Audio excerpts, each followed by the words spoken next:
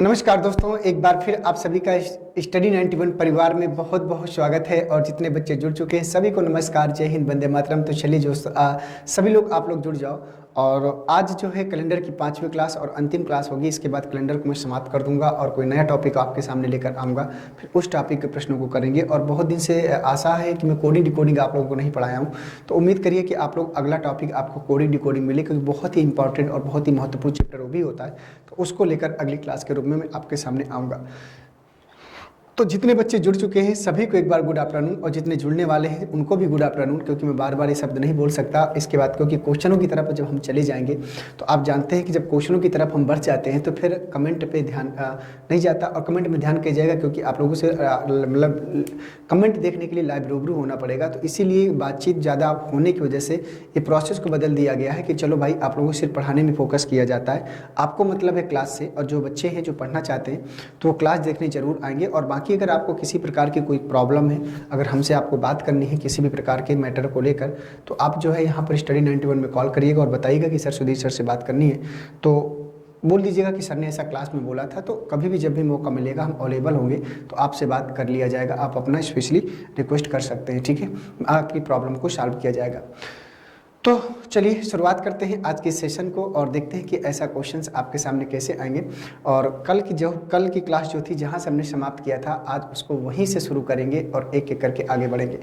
तो दोस्तों, आप लोगों को एक बात पता है कि कल मैंने चेंज इन ईयर के क्वेश्चंस कराया था। कल की क्लास को याद होगा, क्योंकि भाई आप लोग गजनी तो हो नहीं कितना जल्दी भूल जाओगे, और जो गजनी होगा तो फिर उसके लिए फिर कंपटीशन निकालना तो बड़ा कठिन कार्य हो जाएगा, क्योंकि अगर इतना जल्दी चीज़ें दिमाग से निकलेंगी तो गजनी नहीं बनना भाई, आपको ये ध्यान देना है, ठीक है, कि हर 15-20 मिनट में चीज़ें भूल जाए। तो 20 मिनट क्या, ये तो भाई आपकी 24 घंटा की चीज़ें हो गई, क्योंकि क्लास तो एक ही टाइम आती है 12 से 12, 24 आवर का समय होता है।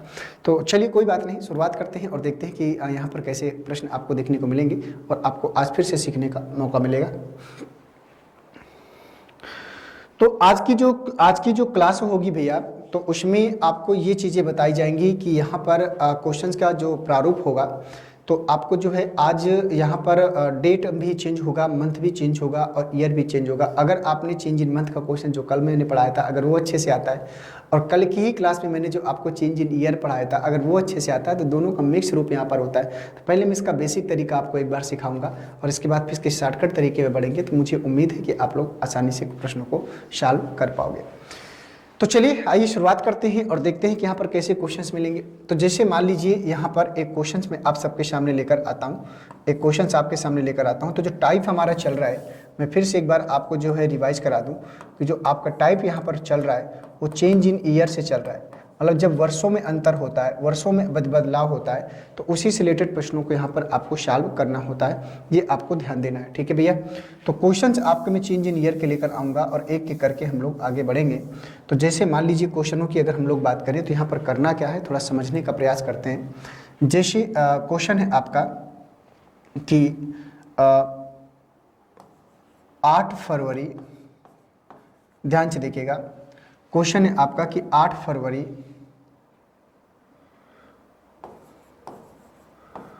2004 को, 8 फरवरी 2004 को दिन था आपका गुरुवार का, ठीक है। 8 फरवरी 2004 को दिन था आपका गुरुवार का। तो आपको बताना है कि 18 अगस्त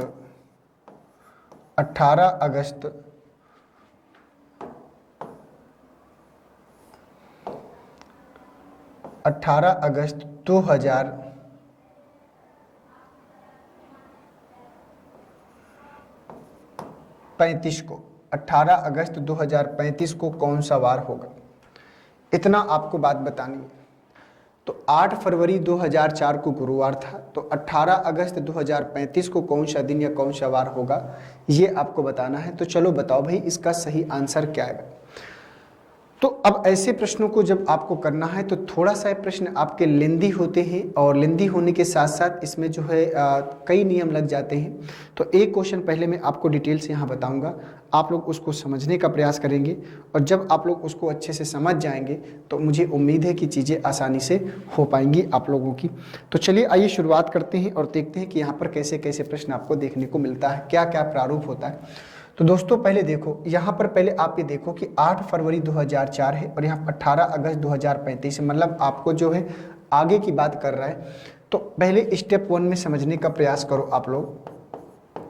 स्टेप 1 में कैसे करेंगे, तो मान लो जब 8 फरवरी को अगर मान लो 8 फरवरी 2004 को अगर मान लो गुरुवार है, अगर मान लीजिए मतलब गुरुवार थर्सडे है, तो आप इसमें से 18 अगस्त को अगर मैं कहूँगा कि 18 अगस्त 2004 को कौन सा दिवस होगा, तो बताओ ऐसे प्रश्न आप लोग कर सकते हो। चेंज इन मंथ का क्वेश्चन मैंने जनरेट कर दिया, कैसे कि यहाँ पर 2000 तो मतलब 2004 मतलब वर्ष क्या है, कॉमन है, अंतर कहाँ है, सिर्फ महीनों में। तो जब महीनों में अंतर होता है तो क्वेश्चन बनता है चेंज इन मंथ का। मैंने कहा था ना कि चीज़ें रिलेटेड होती, जो अगर पहले आपने सीखा है तो आगे सीखने में कोई प्रॉब्लम नहीं होगा। एक क्वेश्चन किसका बना, चेंज इन मंथ का बना। तो जब दोस्तों ये क्वेश्चन चेंज इन मंथ का बना तो देखो यहाँ पर ध्यान से, तो पहले आप ये देखो कि फरवरी से आपको अगस्त में जाना है, और अगर फरवरी से आपको अगस्त में जाना है तो आपको आगे जाना है। तो दोस्तों आप ये देखो, फरवरी होगी 2004 है तो फरवरी होगी यहाँ पर 29 की, और 29 में 8 घटाओगे तो बचेगा 21, 21/7, तो ऑड डेज की संख्या कितनी आएगी, 0। तो फरवरी में ऑड डेज की संख्या आएगी 0। फरवरी के बाद आएगा मार्च, मार्च के बाद अप्रैल, अप्रैल के बाद मई, मई के बाद जून, जून के बाद जुलाई, और जुलाई के बाद आएगा अगस्त, अगस्त है 7 दूना 14, तो अगस्त में बचेंगे ऑड डेज की संख्या 4। इतनी बात समझ में आई। तो पहले हम क्या निकाल रहे हैं, हम ये निकाल रहे हैं कि 18 अगस्त 2004 को कौन सा दिन होगा, मतलब इस डेट को 18 अगस्त को 2004 में कॉमन कर लेंगे। तो 4 और 3 7 क्या होगा, कैंसिल हो जाएगा। तो 3 2 5 और 2 7 कैंसिल होगा, तो ऑड डेज की संख्या बचेगी 3। जब आगे जाना है 8 फरवरी से अगस्त में तो ऑड डेज की संख्या प्लस होगी दोस्तों। तो थर्सडे में हम क्या करेंगे, 3 दिन प्लस कर देंगे। तो जब थर्सडे में 3 दिन प्लस करेंगे तो थर्सडे के बाद क्या आएगा, फ्राइडे, सैटरडे और संडे। तो यहाँ पर जो आंसर आएगा ना वो संडे आएगा। तो हमने क्या निकाल लिया, हमने निकाल लिया कि 18 अगस्त 2004 को फ्राइडे। तो दोस्तों एक स्टेप 2 में चलते हैं, एक नया प्रश्न हमने यहाँ पर जनरेट किया। अब स्टेप 2 में आपको मैं लेकर चलता हूँ, इसको ध्यान से समझते चलिए, इसी को बाद में हम लोग शॉर्ट करेंगे, पहले आपको घबराना नहीं है, ये आपको ध्यान देना है। तो यहाँ पर अगर एक नया प्रश्न ये बना कि 18 अगस्त, ध्यान से देखिएगा कि 18 अगस्त 2004 को, 18 अगस्त 2004 को यहाँ पर दिन कौन सा है, यहाँ पर हमने निकाला है संडे का, यहाँ पर दिन हमसे निकाला है संडे का। बोलो, ये दिन हमने निकाला ना कि 18 अगस्त 2004 को संडे हमने निकाला। तो अगर 18 अगस्त 2004 को संडे है तो हमसे पूछ रहा है कि 18 अगस्त 2035 को कौन सा वार होगा। उसने हमसे पूछा कि 18 अगस्त 2035 को कौन सा वार होगा, ये आपसे पूछ रहा है। अभी बात पकड़ में आई कि नहीं आई। तो कल मैंने आपको यही प्रश्न कराया था, इसी से रिलेटेड प्रश्न कराया था कि 18 अगस्त डेट और मंथ क्या है, कॉमन है। 2004 से 2035 सिर्फ अंतर कहाँ है, वर्षों में। अंतर कहाँ है, वर्षों में सिर्फ अंतर है। बोलो है कि नहीं, आप कहोगे सर बिल्कुल, यहाँ पर तो सिर्फ वर्षों में अंतर है। तो जब दोस्तों वर्षों में अंतर है तो आप एक काम करो, आप इसको डिवाइड करो। तो देखो 2004 से 2035 में जाना है तो आगे जाना है, तो ऑड डेज की संख्या यहाँ पर आपकी क्या होगी, निश्चित रूप से प्लस होगी। तो 5 में 4 घटाओ 1 आएगा, और यहाँ पर कितना आएगा, 3। यहाँ पर लीप ईयर की संख्या निकाल लोगे तो 4 7 28। लेकिन दोस्तों 4 में 4 से डिवाइड करेंगे तो 1 लीप ईयर बनेगा, और 31 में अगर हम 4 से डिवाइड करेंगे तो 4 7 28 कितना आएगा, 4 7 28, तो 7 बनेगा। तो 7 में 1 घटाएंगे 6, तो 6 लीप ईयर बनेंगे। तो 4 6 24,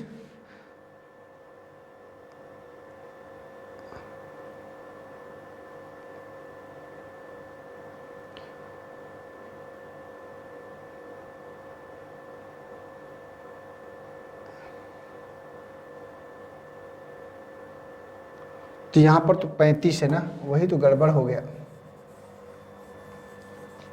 यहाँ पर क्या है, 35 है, तो 35 लेंगे तो 4 8 32, 4 9 36, तो 8 यहाँ पर आएगा। तो 8 में 1 घटाएंगे तो यहाँ पर कितने आएंगे, 7 लीप ईयर आएंगे। ठीक है, 8 में 1 घटाएंगे तो 7 लीप ईयर आएंगे। तो यहाँ पर लीप ईयर की जो संख्या आएगी वो कितनी आएगी, 7 आएगी।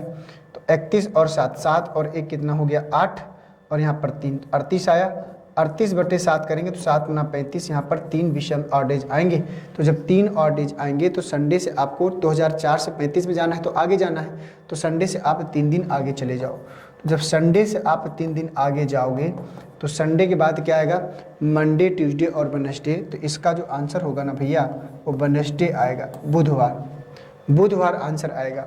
और अगर आपने बुधवार आंसर किया है तो प्रश्न आपका सही हो जाएगा।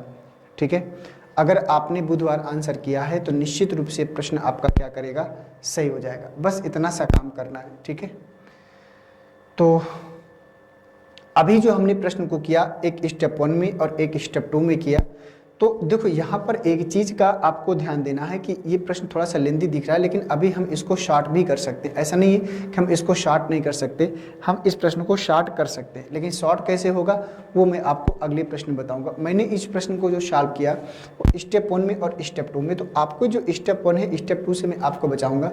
हम डायरेक्ट यहाँ पर ऑड डेज की संख्या महीनों की निकालेंगे और डायरेक्ट वर्षों की निकालेंगे, और दोनों में आगे पीछे जो भी करना होगा प्लस माइनस उसको करके आसानी से निकालने का प्रयास करेंगे। तो इसी प्रकार का मैं एक क्वेश्चन आपको देता हूं और उस क्वेश्चन में हम लोग करने का प्रयास करेंगे। ठीक है, तो ये क्वेश्चन आपको समझ में आया होगा।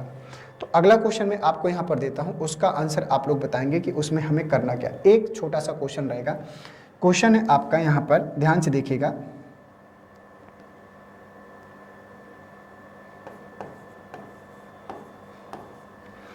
बारह मार्च 1913 को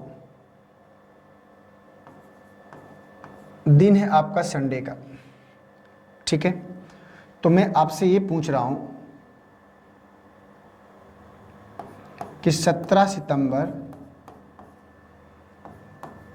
1945 को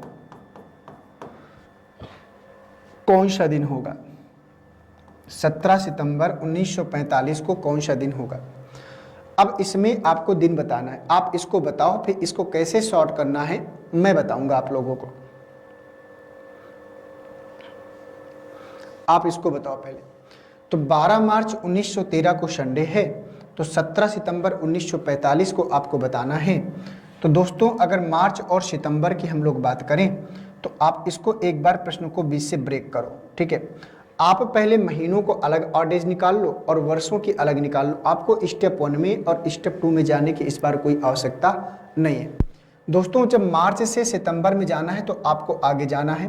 तो ऑड डेज की संख्या पहले निकालो। मार्च होता है 31 का, 31 में 12 घटा दो, 11 में 2 जाएगा कितना, 9 आएगा, और 2 में 1 जाएगा 19, 19/7, 7 दूना 14, तो 14 और 5 19। तो यहाँ पर मार्च में 5 ऑड डेज आएंगे।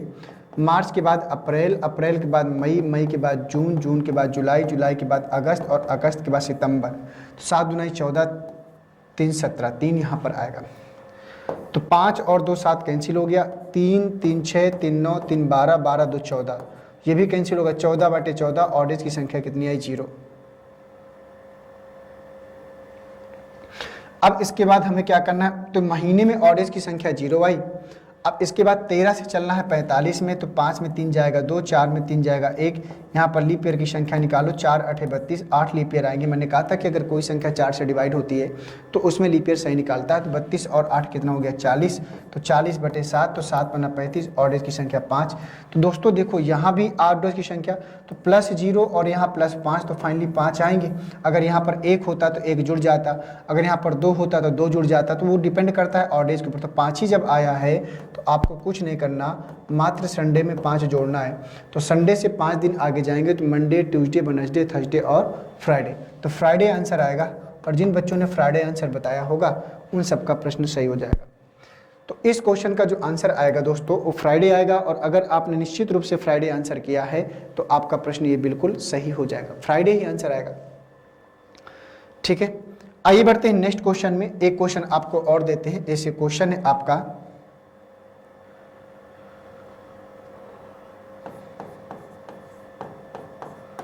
14 अप्रैल 2007 को दिन था आपका ट्यूसडे यानी मंगलवार का।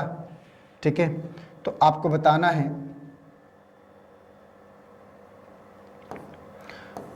18 सितंबर 18 सितंबर 2041 को कौन सवार होगा? 18 सितंबर 2041 को कौन सवार होगा? एक सेकेंड, थोड़ा सा मुझे लगता है कि प्रश्न में मुझे चेंजमेंट करना चाहिए। चेंजमेंट आपका ये है कि यहाँ पर आपको करना है 18 सितंबर, ठीक है। ऊपर कर लो 18 सितंबर और यहाँ कर लो आप जो है क्या लिखा था 14 मार्च। ये चेंज कर लो भाई, यहाँ सितंबर कर लो।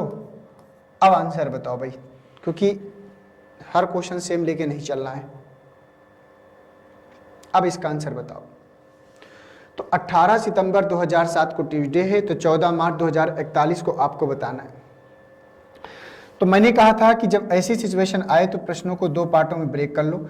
यहाँ सितंबर से मार्च में आना है, यहाँ 7 से 41 में जाना है। अब बताओ इसका आंसर क्या होगा। तो आपको जब महीनों का ऑडेज निकालोगे तो आप पहले ये देखो, सितंबर से मार्च में आना है तो पीछे जाना है, तो यहाँ ऑडेज की संख्या माइनस में होगी। लेकिन 7 से 41 में जाना है तो आगे जाना है, तो यहाँ ऑडेज की संख्या प्लस में आएगी। ये आपको जरूर ध्यान देना है। जो प्रश्न का प्रारूप है उसी प्रारूप में आपको ये दोनों अलग अलग प्रश्न मान लीजिए, ये अलग प्रश्न है, ये अलग प्रश्न है, दोनों को अलग अलग कंडीशन में ऑडेज निकालना होता है। तो दोस्तों यहाँ पर जब मार्च से सितंबर में जाएंगे तो मार्च होता है 31, क्योंकि काउंटिंग आपको आगे से करनी होती है, ये बात आपको पता है। तो 31 में अगर 14 घटाओगे तो 11 में यहाँ बचेगा 7 और 1 2 में 1 जाएगा 1 17, 17 बटे 7, 7 दूना 14, तो यहाँ पर 3 आएगा। तो मार्च के बाद आएगा अप्रैल, अप्रैल के बाद मई, मई के बाद आएगा जून, जून के बाद जुलाई, जुलाई के बाद आएगा अगस्त, अगस्त के बाद सितंबर। तो 7 दूना 14, यहाँ 4, 4 3 7 कैंसिल होगा, 3 2 5 2 7 कैंसिल होगा, 3 और 3 6, 6 किस में आएगा माइनस का, क्यों? क्योंकि सितंबर से मार्च में आना है तो माइनस करना है, यहाँ पर माइनस के और डे जाएंगे। ये आपको जरूर ध्यान देना है, यही बात मैं आपको बता रहा हूँ कि माइनस प्लस का ध्यान देंगे, कहाँ माइनस करना है कहाँ प्लस करना है, ठीक है। ये महीनों को माइनस का 6 और डे जाया। अब यहाँ पर वर्षों में आओगे, 7 से 41 में जाना है, तो 7 से 41 में जाना है तो यहाँ पर आप घटा लो, तो 11 में 7 जाएगा, 4 बचेगा, यहाँ 3 बचेगा, 34, 34 में आपको लीप ईयर की संख्या निकालना है, तो अलग अलग निकाल लो भाई। तो 7 में निकालोगे, 4 से डिवाइड करोगे 1 आएगा, 1 लीप ईयर बनेगा। और 41 में अगर आप डिवाइड करोगे तो 4 दम 40, 10 आएगा, तो 10 में 1 घटाओगे तो 9 लीप ईयर बनेंगे। तो 9 लीप ईयर, 4 8 32, 4 9 ये 36 नहीं बन रहा था, 8 ही बन रहा था, इसलिए गलत हो जाता। 9 4 13, 3 और 1 4, 43, 43 बटे 7, 7 पना 35, ज़्यादा 7 छंग 42, 7 छंग 42 मतलब 1 ऑडेज। ये जो ऑडेज आएगा प्लस में आएगा, क्यों? क्योंकि 7 से 41 में जाना है, तो यहाँ आगे जाना है तो इसका प्लस ऑडेज, और यहाँ पीछे जाना है तो इसका माइनस ऑडेज। तो फाइनली अब दोनों ऑडेज को एक साथ ले आओ, तो माइनस का 6 यहाँ पर, प्लस का 1 यहाँ पर, तो -6 में 1 घट जाएगा, तो माइनस का 5 और डेज बचेगा। तो आपको करना क्या है, जो फाइनली आपके पास दिन है ट्यूसडे, तो ट्यूसडे से आपको 5 दिन क्या करना है, पीछे जाना है। अगर 5 दिन आपको पीछे जाने में तकलीफ है तो 7 में 5 घटाए 2, 2 दिन आगे चले जाओ, तो ट्यूसडे वेडनेसडे थर्सडे, तो इसका जो आंसर होगा वो थर्सडे आंसर आएगा। ट्यूसडे से 5 दिन पीछे चले जाओ तब भी आपको क्या मिलेगा, थर्सडे से 5 दिन पीछे जाओ तो मंगलवार से पहले सोमवार, सोमवार से पहले रविवार, शनिवार, शुक्रवार, और शुक्रवार से पहले क्या मिलता है, गुरुवार। ये देखो गुरुवार यहाँ पर आंसर है। तो डिपेंड करता है कि आपको कैसे चीज़ों को चलना है। तो ये हो गया इस प्रश्न का प्रारूप, और उम्मीद करता हूँ कि ये प्रश्न का प्रारूप आपको समझ में आया होगा कि इसको कैसे लेकर चलना है, ठीक है। आशा करता हूँ कि बात अभी आप लोगों को पकड़ में आ ही गई होगी। तो प्रश्न को जब 2 पार्टों में अलग अलग करोगे तो दोनों की ऑडेज की संख्या डिपेंड करती है कि किस में आगे जाना है किस में पीछे जाना है। तो दोनों को जब ऑडेज अलग अलग निकालने के बाद दोनों को एक साथ ले आओगे, जिसका जो भी प्लस माइनस होगा वो बाद में कैलकुलेशन करेंगे। जैसे हमने यहाँ पर 6 और 1 का किया, वो उसी के ऊपर डिपेंड करता है। तो एक क्वेश्चन और लिखते हैं इसी प्रकार का, फिर उस क्वेश्चन को आप लोग ध्यान से देखेंगे और बताएंगे कि उसका आंसर क्या होगा। सिर्फ एक क्वेश्चन। तो क्वेश्चन आपका ये है कि जैसे मान लीजिए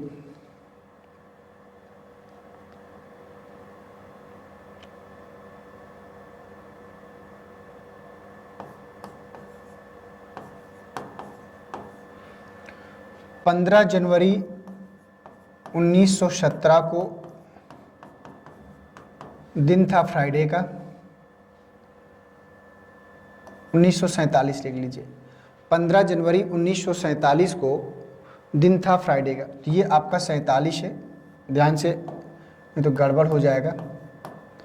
15 जनवरी 1947 को फ्राइडे था, तो आपको बताना है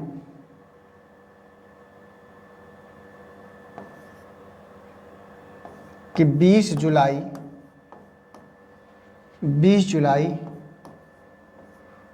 1902 को कौन सा दिन रहा होगा। 20 जुलाई 1902 को कौन सा दिन रहा होगा। तो चलो बताओ इसका आंसर क्या होगा।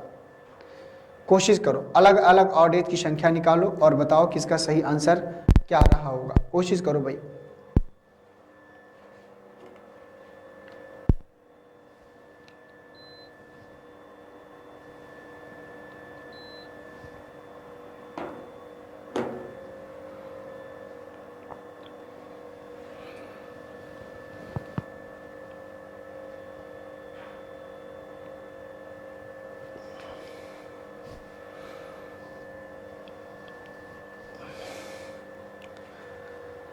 चलिए हो गया।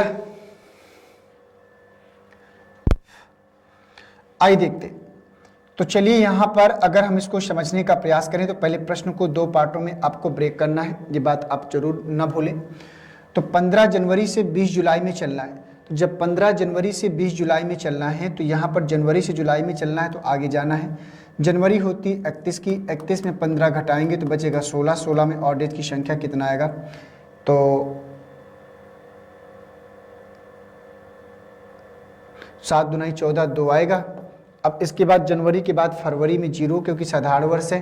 फरवरी के बाद क्या आएगा मार्च, मार्च के बाद अप्रैल, अप्रैल के बाद मई, मई के बाद जून, जून के बाद जुलाई, 7 दूनी 14 कितना आएगा 6। तो जनवरी, फरवरी, मार्च, अप्रैल, मई, जून और जुलाई। अब देखो भाई कुछ कैंसिल हो रहा है, तो 3, 2, 5 और 2, 7 कैंसिल हो रहा है। 6, 3, 9 और 2, 11।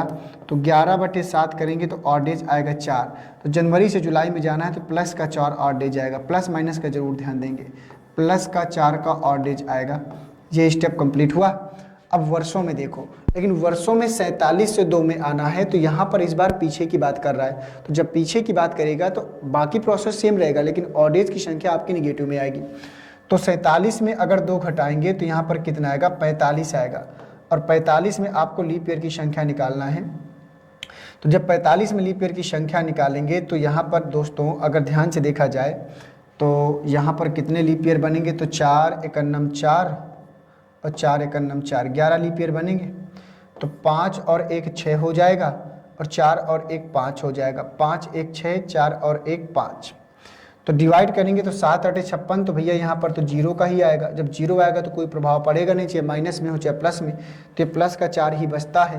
तो इसका मतलब ये है कि फ्राइडे से आपको यहाँ के अकॉर्डिंग अगर आप चलेंगे तो फ्राइडे से आपको 4 दिन आगे चले जाना है। तो फ्राइडे से 4 दिन आगे जाओगे तो सैटरडे, संडे, मंडे और ट्यूसडे।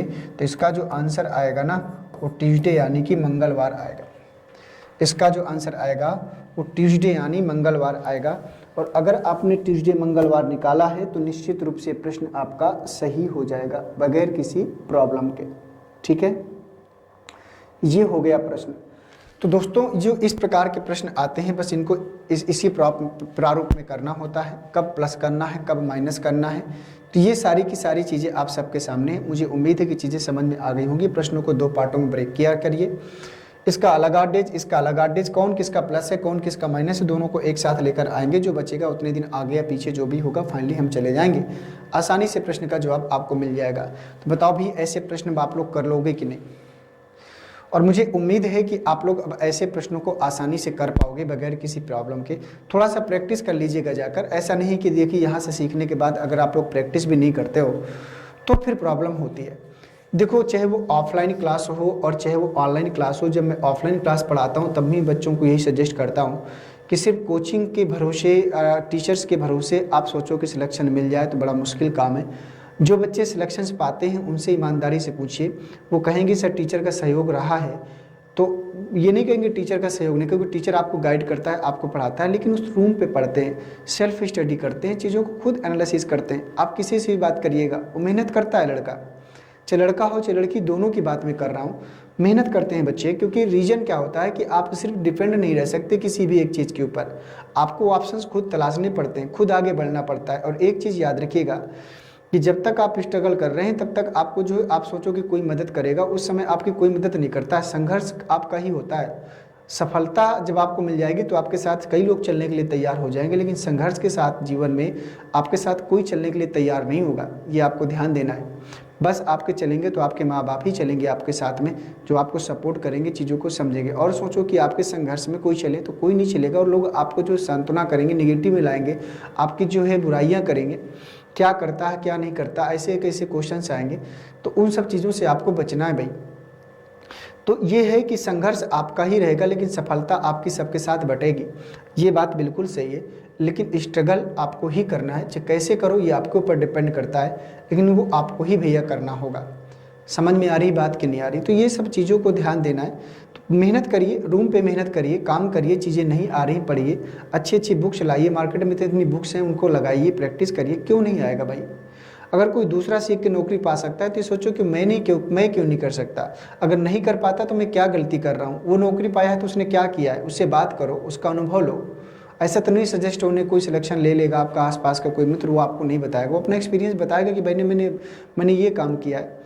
तो आप दूसरे की स्ट्रेटजी पे काम कर सकते हो, लेकिन बहुत ज़्यादा आप उसमें सक्सेस नहीं हो पाओगे। अपनी आपकी खुद की स्ट्रेटजी होनी चाहिए, ये एनालिसिस आपको खुद करना चाहिए। मेरे अकॉर्डिंग आपको आदमी सजेस्ट कर सकता है, अगर आप उस पर काम करोगे तो जब काम करने लगोगे तो आप अपने रास्ते खुद बना लोगे। एक बार आपको कोई गाइड कर सकता है, 2 बार गाइड कर सकता है, लेकिन जब 1-2 बार आप चलने लगोगे ना तो आपका दिमाग खुद काम करने लगेगा, मुझे क्या करना है क्या नहीं करना। लेकिन करो तो भाई, कोशिश तो करो, शुरुआत तो करो। बहुत से बच्चे चीज़ों को सुनते हैं लेकिन शुरुआत ही नहीं कर पाते, सिर्फ सोचते रह जाते हैं कि मैं ये कर लूँगा, मैं ये उखाड़ दूंगा। तो आप ऐसे लोग जो सोचते हैं ना वो कुछ नहीं कर पाते हैं भाई, ऐसे लोग कुछ नहीं कर पाते हैं। वो बाद में सोचते ही रहते हैं, परेशान रहते हैं, और एक उम्र के बाद में जो है फ्रस्ट्रेशन में चले जाते हैं। तो ये सब चीज़ों से बचना है, अभी उम्र है, चीज़ों को सोचिए, एनालिसिस करिए, कर सकते हो, अभी समय है पुलिस की वैकेंसी आने में, और जब तक आएगा तब तक तो तैयारी आपकी ज़बरदस्त हो ही सकती है। इतनी बढ़िया तैयारी हो जाएगी कि जिसकी कोई सीमा नहीं। एक सीट आपको चाहिए भाई, और एक सीट के लिए आपको मैंने कितनी बार कहा है कि आपको बहुत ज़्यादा वर्क करने की आवश्यकता नहीं है। आप सिविल का एग्जाम देने नहीं जा रहे हो, IAS PCS का एग्जाम देने जा रहे हो, आप पुलिस की नौकरी लेने जा रहे हो भाई। पुलिस के लिए आप उतनी तो मेहनत कर ही सकते हो, क्योंकि मुझे पता है पहले सिविल आएगा आप लोग हो ही नहीं, क्योंकि आपको सोचते बस हो। मैं नहीं कहता कि आप लोग निकाल नहीं सकते, मैंने कहा लायक नहीं हो, क्यों? क्योंकि आप मेहनत नहीं करते हो। मेहनत करो तो आप भी लायक हो भाई। अगर इतना बड़ा सपना लेकर बैठे हो तो इतनी मेहनत भी तो करना पड़ेगा। सपना आप ये सोच रहे हो, मेहनत आपकी इतनी सी है, तो बताओ इस लेवल को अभी आप टच किए? और जब टच ही नहीं किए तो सोचने से क्या होगा? मेहनत करने की क्षमता अगर डेवलप है तो आप भी इतनी मेहनत करिए, इतनी बड़ी नौकरी मिलेगी आपको, क्यों नहीं मिलेगी? तो मेहनत तो करना पड़ेगा ना दोस्त, तो मेहनत करना पड़ेगा, उसके लिए पहुंच आप भी सकते हो, लेकिन जुनून होना चाहिए, दृढ़ संकल्प होना चाहिए कि नहीं मैं करूंगा। तपस्या करनी पड़ती है, और अगर वो तपस्या 1-2 साल बढ़िया से कर ले जाओगे तो आप उस लायक भी बन जाओगे कि आप जो है सिविल सर्विसेज में भी आप जा सकते हो। तो चलिए, तो ये जो क्वेश्चन थे जो मैं आपको बता रहा था, तो उम्मीद है कि मुझे आप लोग जो है इन सब चीज़ों को समझ पाए होंगे बढ़िया से। तो अब मैं आपको लेकर चलता हूँ, तो ये क्वेश्चन आप लोग प्रैक्टिस करिएगा, अभ्यास करिएगा। अब मैं आपको थोड़ा सा कुछ अलग प्रकार के प्रश्नों की ओर लेकर चलता हूँ। जैसे कि मान लीजिए प्रश्न है आपका, प्रश्न है कि समान वर्ष का कैलेंडर ज्ञात करना। टाइप में थोड़ा सा चेंज कर रहा हूँ, समान वर्ष का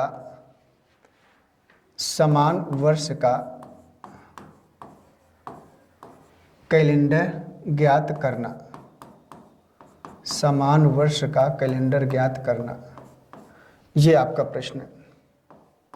ठीक है, अब देखिए समान वर्ष का कैलेंडर का मतलब क्या होता है। वैसे तो आप लोगों को बहुत से बच्चों के बात पता होगी, क्योंकि इससे पहले भी मैं कई बार चीज़ों को पढ़ा चुका हूँ और फिर से आपको चीज़ों को पढ़ा रहा हूँ। तो देखिए समान वर्ष का कैलेंडर क्या होता है, थोड़ा सा उसके बारे में सुन तो लो एक बार।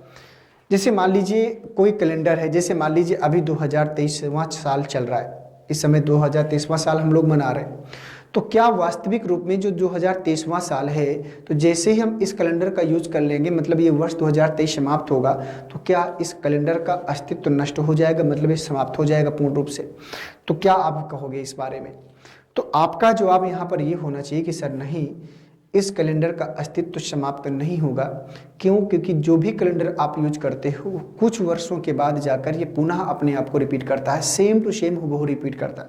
अब सवाल ये है कि कितने वर्षों के बाद रिपीट करता है, वही तो आपको सीखना है कि कब रिपीट करता है। जैसे मैंने एक चीज़ मैंने बताया था कि जो वास्तविक रूप में जो कैलेंडर है हमारा 400 वर्षों के लिए बनाया गया है। 400 वर्षों के बाद ये अपने आप को इसकी पुनरावृत्ति होती है, मतलब ये रिपीट करता है। और पूरा कैलेंडर जो बनाया गया है वो 3323 वर्षों के लिए बनाया गया है। तो पहली क्लास में हमने जिक्र किया ही था ये सब चीज़ों का। तो यहाँ पर आपको थोड़ा सा ये सीखना है कि जो कैलेंडर है तो क्या हम किसी कैलेंडर का जो प्रयोग करते हैं तो कब कैसे रिपीट करता है, थोड़ा सा इन सब चीज़ों के बारे में आपको जानना होता है और समझना होता है। तो आइए थोड़ा सा हम बताते हैं। तो जैसे मान लीजिए यहाँ पर थोड़ा सा हम लोग बात करें और समझने का प्रयास करें। तो मान लो भैया जैसे यहाँ पर चीज़ों को देखें, तो मेरा सवाल आप लोगों से ये है कि जैसे कोई साधारण वर्ष हमारे दो होते हैं, एक साधारण वर्ष होता है और एक लीप वर्ष होता है। तो क्या जो साधारण वर्ष का जो कैलेंडर होता है, ये ध्यान देना है कि जो साधारण वर्ष मतलब जो जनरल ईयर का कैलेंडर होता है वो जनरल ईयर में ही रिपीट करता है। कभी भी साधारण वर्ष का कैलेंडर लीप ईयर में रिपीट नहीं करता अपने आप को, ये फैक्ट आपको याद रखना है। और जो लीप ईयर का कैलेंडर होता है वो लीप ईयर में ही अपने आप को रिपीट करता है, ये भी बात आपको ध्यान देना है। साधारण वर्ष का कैलेंडर साधारण वर्ष में रिपीट करता है और लीप वर्ष का कैलेंडर अपने आप को लीप वर्ष में ही रिपीट करता है। इस सिचुएशन में पूरे वर्ष का कैलेंडर समान होता है। पूरे वर्ष का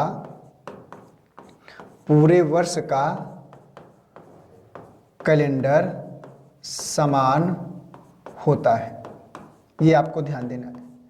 पूरे वर्ष का कैलेंडर समान होता है इस सिचुएशन में, मतलब जनरल ईयर का कैलेंडर जनरल ईयर में और लीप वर्ष का कैलेंडर लीप वर्ष में रिपीट करता है। लेकिन अगर हम कहें कि कोई जनरल ईयर का कैलेंडर अगर लीप ईयर की अगर बात कर दे, क्या रिपीट होगा?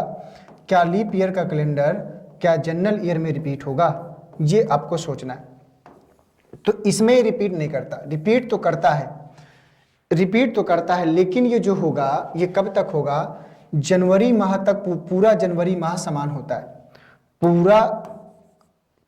पूरा जनवरी माह समान होता है, बस इतना आप कह सकते हो। पूरा जनवरी माह समान होता है, लेकिन पूरा वर्ष समान नहीं होता। क्यों? मैंने सिर्फ जनवरी माह क्यों लिया? क्योंकि अंतर जो उत्पन्न होगा उसको ध्यान से समझो। जब फरवरी की बात करेंगे तो इसमें जनरल ईयर में फरवरी जो आपकी होगी, इसमें फरवरी आपकी 28 की होगी और इसमें फरवरी आपकी 29 की होगी। आप कहोगे बिल्कुल, तो ये महीना 28 से समाप्त होगा और ये महीना 29 तक चला जाएगा, तो यहाँ पर अंतर आएगा कि नहीं आएगा? तो हम ये कहेंगे कि भाई 28 की डेट तो इसमें भी आएगी, 28 की डेट तो इसमें भी आएगी, मतलब ये 28 और 28 तारीख तक। तो हम ये कह सकते हैं कि 28 फरवरी मतलब 28 फरवरी तक कैलेंडर सेम होता है।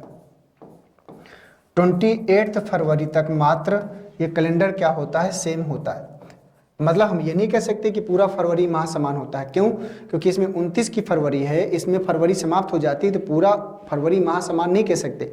कभी कभी क्वेश्चन ये पूछ लेता है कि अगर क्वेश्चन ये कहता है कि जनवरी माह का जो कैलेंडर है, मतलब साधारण वर्ष का कैलेंडर है, वो लीप वर्ष में कब समान होता है? तो जनवरी माह तो पूरा समान होता है।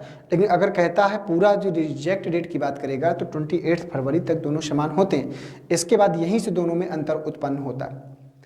इसके बाद यहीं से दोनों में क्या होता है? अंतर उत्पन्न होता है। तो आपको ये ध्यान देना है। तो छोटी छोटी चीज़ें हैं जो आपको कंफ्यूज कर सकती हैं, बस इन्हीं सब चीज़ों को आपको ध्यान देना होता है और बाकी कुछ खास करने की आवश्यकता नहीं होती है। बस यही प्रारूप है जो आपको समझना होता है। ठीक है, तो चलिए बढ़ते हैं अब आगे। अब इसमें जैसे क्वेश्चन पूछता है तो अभी आपको ये सब चीज़ों को ध्यान देना है। तो इसके शॉर्टकट तरीके भी होते हैं और इसके जो है आपके जो है क्या बोलते हैं, इसका बेसिक तरीका भी होता है। तो आपको बहुत ज़्यादा शॉर्टकट तरीके में नहीं जाना, आपको मैं बेसिक तरीका बिल्कुल मतलब शॉर्टकट तरीका बता देता हूँ। बेसिक तरीका आपको जानने की आवश्यकता नहीं है, उतना ही आप लोगों के लिए पर्याप्त होगा और उसी से चीज़ें हो जाएंगी आपकी। ठीक है, अब जैसे फॉर एग्जाम्पल हम कहें कि मान लीजिए कोई कैलेंडर है तो कब समानता अपने आप को रखता है, थोड़ा सा उसकी बात हम लोग कर लेते हैं मुरली, बस और ज़्यादा कुछ करने की आवश्यकता नहीं है। तो ये बात अब मैं हटा देता हूँ थोड़ा सा, अब ले चलता हूँ प्रश्नों की तरफ। जैसे मान लीजिए अगर कोई वर्ष की अगर बात किया जाए, जैसे मान लो अगर देखा जाए तो वर्ष की बात करें तो साधारण और की बात करें, जैसे वर्ष 2013 की बात किया जाए वर्ष 2013 की बात किया जाए तो एक छोटा सा पॉइंट आपको ये ध्यान देना है कि अगर वर्ष 2013 का कैलेंडर अगर मैं कहूँ कि दोबारा कब रिपीट किया जाएगा, भाई 2013 कैलेंडर तो निकल चुका है, तो वर्ष 2013 का कैलेंडर पुनः कब रिपीट होगा। तो मान लो आपको क्या करना है, किसी भी वर्ष में आपको 4 से भाग देना है। आपको 4 से क्या करना है, भाग देना है। आपको 4 से भाग देने पर अगर शेषफल 1 आता है तो 2013 में 4 से भाग दोगे शेषफल 1 आएगा। आपको पूरे 2013 में भाग देने की आवश्यकता नहीं, आप सिर्फ 13 में भाग दे लो, क्योंकि 4 की विभाज्यता का नियम यही कहता है कि अगर इकाई और दहाई का अंक अगर 4 से डिवाइड है तो पूरी संख्या 4 से डिवाइडेड होती है। तो 13 में 4 से अगर हम भाग दें तो अगर 13 में 4 से भाग देंगे तो शेषफल 1 आएगा, और अगर शेषफल 1 आता है 4 से भाग देने पर तो उस वर्ष में आप 6 जोड़ दो, उस वर्ष में आप 6 जोड़ दो, तो आपको पता चल जाएगा कि कब रिपीट करेगा। जैसे 2013 में हम 6 जोड़ेंगे तो 2013 में अगर हम 6 जोड़ देंगे, अगर 2013 में हम 6 जोड़ देंगे तो यहाँ पर कितना हो जाएगा 2019। तो इसका मतलब आप ये कह सकते हो कि जो 13 का कैलेंडर है वो आपका 2019 में रिपीट किया था। बस इतना सा बात आपको ध्यान देना है, 13 का जो कैलेंडर है वो आपका 2019 में क्या किया था, रिपीट किया था। बस ये आपको ध्यान देना है। समझ में आ रही बात कि नहीं आ रही। 13 का कैलेंडर 2019 में आपका रिपीट किया था, ठीक है, ये बात आपको ध्यान देना है। अब इसके बाद मैंने क्या कहा कि अगर 4 से भाग देने पर शेषफल 1 आता है तो आपको 6 जोड़ देना है। जैसे फॉर एग्जांपल मान लीजिए मैं अगर कहूँगा कि 2021 की अगर बात करें तो 2021 में अगर आप 4 से भाग दोगे तो 2021 में 4 से भाग दोगे, शेषफल कितना आएगा, 4 पंचे 20 1, और अगर शेषफल 1 आता है तो उस वर्ष में 6 जोड़ दो, तो 6 और 1 7 होगा। तो ये कब रिपीट करेगा, 2027 में रिपीट करेगा। ये आपको ध्यान देना है। तो 4 से भाग देने पर अगर शेषफल 1 आता है तो उस वर्ष में आपको 6 जोड़ देना है। आपको पता चल जाएगा कि वो कैलेंडर कब रिपीट करेगा, ठीक है। ये बात आपको समझ में आ गई होगी। दूसरा पॉइंट आपको ये समझना है, दूसरा पॉइंट आपको ये समझना है, जैसे मान लीजिए 2014 है, अगर इसमें आप 4 से भाग देते हो तो अगर 4 से भाग देने पर, अगर 4 से भाग देने पर अगर शेषफल आपका 2 आता है तो 4 3 12, यहाँ पर शेषफल कितना आएगा 2। अगर किसी वर्ष में 4 से भाग देने पर शेषफल 2 आता है तो उस वर्ष में आपको प्लस का 11 ऐड करना है। कितना ऐड करना है, 11 ऐड करना है। तो दोस्तों जब 2014 में आप 11 ऐड करोगे तो ये कितना हो जाएगा, 4 और 1 5, 1 और 1 2, तो ये अपने आप को 2025 में क्या करेगा, रिपीट करेगा। क्या करेगा, अपने आप को 2025 में रिपीट करेगा। तो आपको क्या समझना है कि अगर रिमाइंडर शेषफल 11 बचता, अगर शेषफल 2 बचता है, भाई देखो सीधी सी बात है, अगर किसी भी संख्या में 4 से भाग दोगे तो शेषफल या तो 1 आएगा, या तो 2 आएगा, या तो 3 आएगा, तो फिर 0 आएगा। इससे ज़्यादा शेषफल नहीं बचता, क्योंकि 4 शेषफल नहीं आ सकता, क्योंकि 4 से डिवाइडेड है तो वहाँ पर 0 हो जाता है। ये बात तो आपको इतनी सी कॉमन सेंस तो आपको हो ही गई होगी, है ना, इतनी सी बात तो आपको समझ में आ ही गया होगा।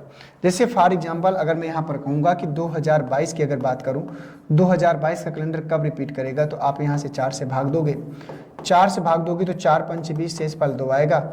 अगर किसी वर्ष में 4 से भाग देने पर शेषफल 2 आता है तो उस वर्ष में आपको 11 जोड़ना है, 2 1 3 2 1 3, तो रिपीट करेगा 2033 में।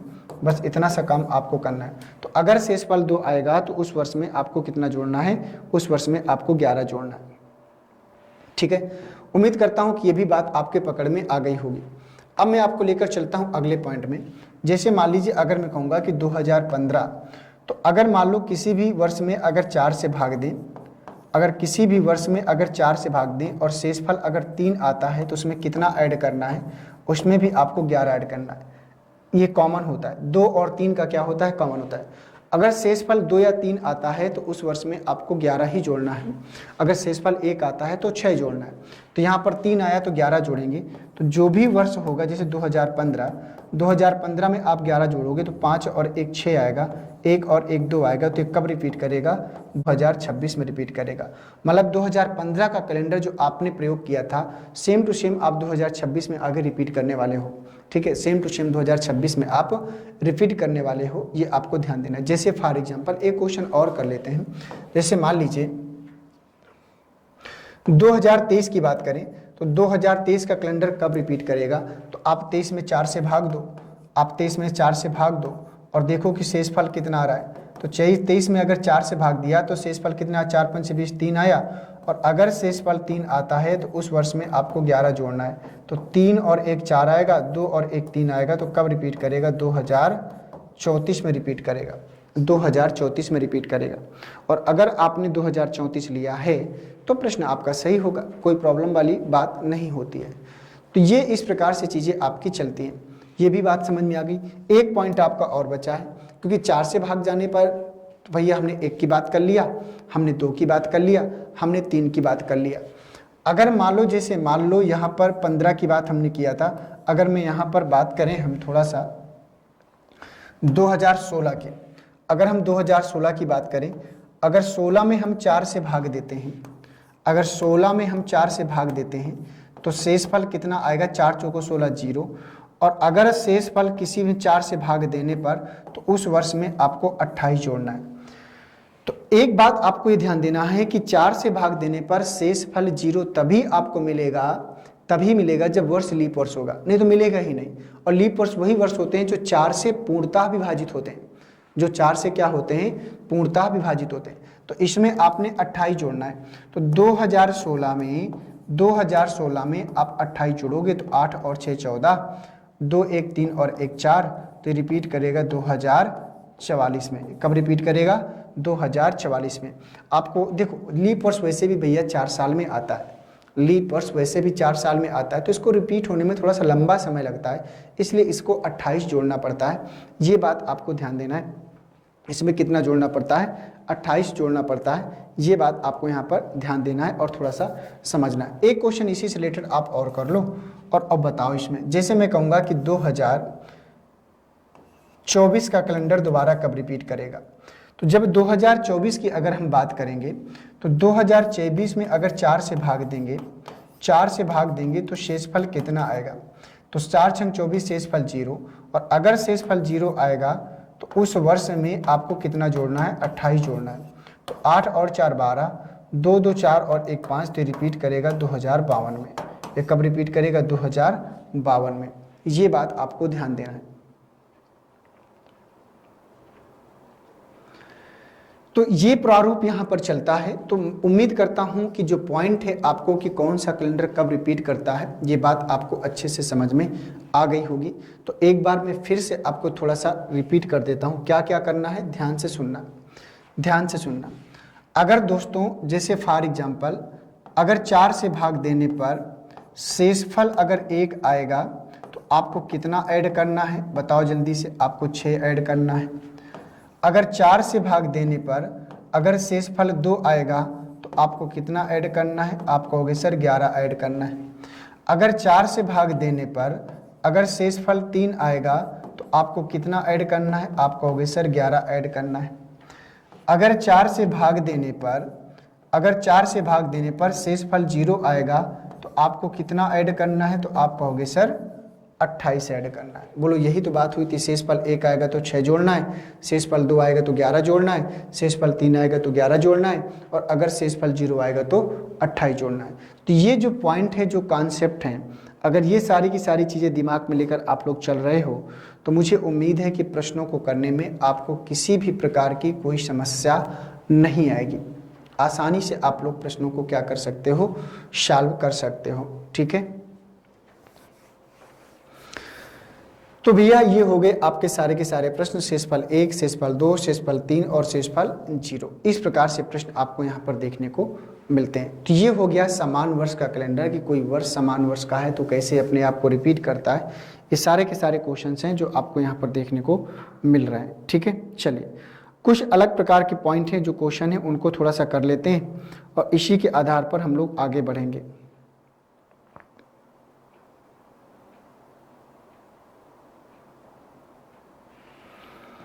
तो चलिए बढ़ते हैं। एक क्वेश्चन है जो आपको करके दिखाना है। वो ऐसा क्वेश्चन है जो अक्सर आपको मतलब बुक्स में, एग्जाम में देखने को मिल जाता है, और वो क्वेश्चन मैं आपको पढ़ा चुका हूँ, करा चुका हूँ। बस थोड़ा सा पूछने का तरीका, उसका नज़रिया बदल जाता है, और अगर आप वहाँ तक पहुँच पाओगे तो क्वेश्चन आप आसानी से कर सकते हो।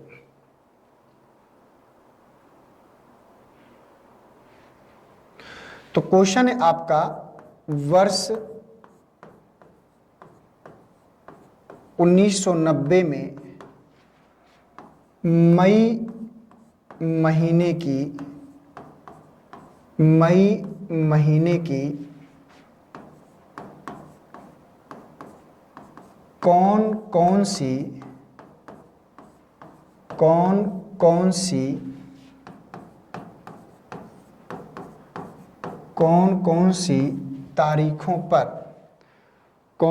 सी तारीखों पर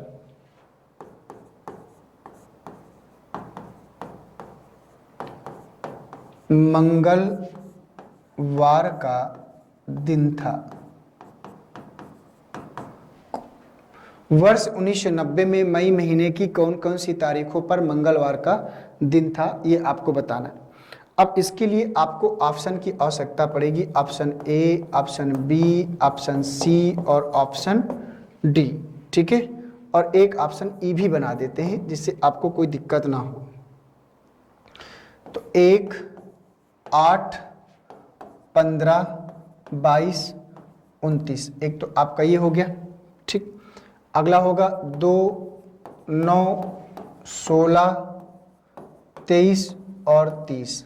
एक हो गया आपका 3, 10, 17, 24 और 31। एक आपका हो जाएगा 4, 11, इसके बाद 18, इसके बाद 25। 25, 7, 32 कोई ऐसा होता नहीं। और एक आपका होगा इनमें से कोई नहीं, नन ऑफ दीज। एक आप होगा नन ऑफ दीज, इनमें से कोई नहीं। अब आपको ये क्वेश्चन बताना है, देखते हैं कितने बच्चे इसका सही आंसर कर पाते हैं। ऑप्शन नंबर 1, बी, सी, डी में से किस में जाएगा, ये आपको निकाल के बताना है। मैंने क्वेश्चन लिखा कि वर्ष 1990 में मई महीने की कौन कौन सी तारीखों पर मंगलवार का दिन था। तो चलिए बताइए इसका सही आंसर क्या आएगा, प्रयास करके बताइए सभी लोग।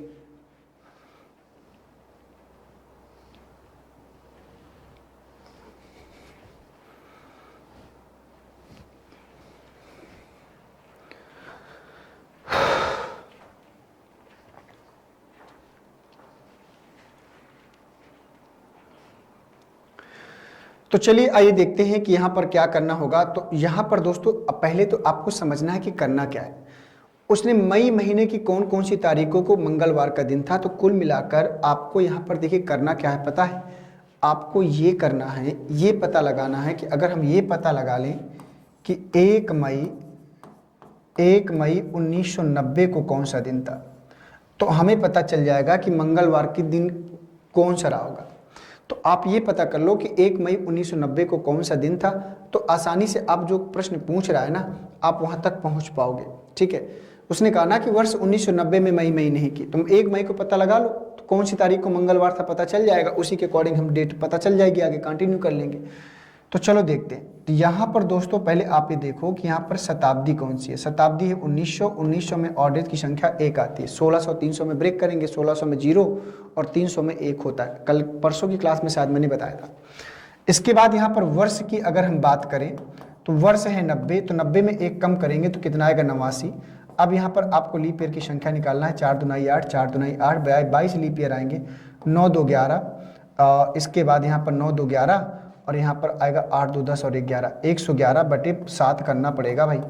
तो 7 × 7 कितना बचा, 4 41 बचा। तो 7 × 42 ज़्यादा होगा, 7 × 35। तो यहाँ पर ऑड डेज की संख्या कितनी आएगी, 6। तो वर्षों में ऑड डेज की संख्या 6 आएगी। इसके बाद हमको माह की ऑड डेज संख्या निकाल लेनी चाहिए। तो माह की ऑड डेज संख्या निकालेंगे तो 1 मई तक चलना है। तो जनवरी में 3 जनवरी और इसके बाद फरवरी में 0 आएगा। 1990 एक साधारण वर्ष है। तो जनवरी फरवरी, इसके बाद मार्च अप्रैल और मई मतलब 1 तक, ठीक है। तो जनवरी फरवरी मार्च अप्रैल और मई। तो देखो भाई कुछ कैंसिल हो रहा है क्या, तो 3 3 6 और 1 7। यहाँ पर ऑड डेज की संख्या 2 आई। तो देखो शताब्दी में 1 आया और शताब्दी में 1 आया और वर्ष में 6 आया और इसके बाद माह में 2 आया। ये 2 बचा है ना आपका, माह में 2। तो 6 2 8 और 1 9 आया। तो 9/7 करेंगे तो ऑड डेज की संख्या कितनी आएगी, 2 आएगी। तो जब ऑड डेज की संख्या 2 आएगी तो इसका मतलब 2 किसका कोड होता है, मंगलवार का। 2 किसका कोड होता है, मंगलवार का। 2 जो कोड होता है वो मंगलवार का होता है। तो इसका मतलब ये हुआ कि 1 मई 1990 को कौन सा दिन था, तो आप कहोगे सर कि 1 मई 1990 को मंगलवार का दिन था। ये क्वेश्चन है। उसने कहा कि मई महीने की कौन कौन सी तारीख को मंगलवार पड़ेगा, तो इसका मतलब 1 मई को अगर मंगलवार है तो 7 दिन बाद फिर से मंगलवार, 8 तारीख को, 8 7 15 तारीख को, 15 7 22 तारीख को, तो 1 तारीख, 8 तारीख, 15 तारीख, 22 तारीख और 29 तारीख। तो ये वाला क्वेश्चन जाएगा ऑप्शन नंबर ए। और अगर आपने ऑप्शन नंबर ए लगाया है तो निश्चित रूप से प्रश्न आपका क्या करेगा, सही हो जाएगा। तो मई की मतलब वर्ष 1990 की जो है इस प्रकार से आपका इन तारीखों को मंगलवार का दिन था। तो देखो प्रश्न तो वही था ना कि मतलब आपसे रियल में डेट पूछ रहा था कि 1 मई 1990 को कौन सा दिन, लेकिन लैंग्वेज थोड़ा सा अलग थी। ऐसे क्वेश्चन आप लोगों ने देखा होगा, ऐसा तो है नहीं, हो सकता है बहुत से बच्चे पहली बार देख रहा हूँ, बहुत से बच्चे इससे परिचित हो। तो इसीलिए देखो मैं कहता था कि आपको जो है प्रैक्टिस अनिवार्य होती है। प्रश्न के प्रारूप जब भाई पढ़ते हो तो क्वेश्चन से पूछने का तरीका थोड़ा सा चेंज हो जाता है, और वहाँ पर जब लैंग्वेज समझ में नहीं आती तो लगता है कि सर ऐसा क्वेश्चन हमने कभी देखा नहीं, पढ़ा नहीं। तो इसीलिए प्रैक्टिस करने से आता है भाई। जब प्रैक्टिस करोगे, चीज़ों को समझोगे, अरे लगेगा अरे ये तो वही है भाई जो हमको आता है, इतना सेंस लगाना था बस, और ये कहाँ से आएगा, ये प्रैक्टिस के आएगा। इसीलिए मैं बार बार चीज़ों को फोकस किया करता हूँ कि आप लोग प्रैक्टिस को अहम भूमिका निभाया करिए। कोई चैप्टर पढ़ा करिए तो रूम पर बैठ के उसको प्रैक्टिस किया करिए। और वाकई में बता रहा हूँ, ईमानदारी से जो लड़का ये काम करता होगा उसको खुद पता चल रहा होगा कि वाकई में कितना फ़ायदा मिलता है। मैं नहीं कह रहा हूँ, ये अपने आप से क्वेश्चन पूछिए, करके देखो आप एक लोग, फिर आप मेरी बातों को मतलब गौर करना कि वाकई में सर सही बोलते हैं कि चिल्लाते रहते हैं प्रैक्टिस करो प्रैक्टिस करो। तो जो चैप्टर पढ़ते हैं उसकी प्रैक्टिस जरूर किया करिए, तभी आपको वास्तविक रूप में वो फ़ायदा मिलेगा मेरे साथ जुड़ने का। तो अगर इतना करोगे तो लगेगा कि नहीं वाकई में, आप खुद चेक कर लो, एक बार चेक कर लो भाई कि वाकई में फ़ायदा मिलता है कि नहीं, फिर मुझसे बात करना इस मैटर पे, ठीक है। अभी बकवासबाजी करने का कोई मतलब नहीं निकलता है, ठीक है। तो दोस्तों मैं आज की क्लास को यहीं समाप्त करूँगा और उम्मीद करता हूँ कि सेशन आप लोगों को अच्छा लगा होगा, बढ़िया लगा होगा, आप लोगों ने सेशन को बढ़िया से एंजॉय किया होगा। इसी प्रकार से एक एक करके आप लोग आगे बढ़ते चलिए, ठीक है। थैंक यू सभी को, जितने बच्चे जुड़े हुए हैं। आशा करता हूँ कि आप लोग बातों को ध्यान से सुने होंगे और अपना काम करने का प्रयास करेंगे, ठीक है। तो सभी को नमस्कार, एक बार फिर से सभी को गुड आफ्टरनून, जय हिंद, वंदे मातरम। मिलते हैं आप सभी से नेक्स्ट क्लास में एक नए टॉपिक के साथ में। थैंक यू सभी को।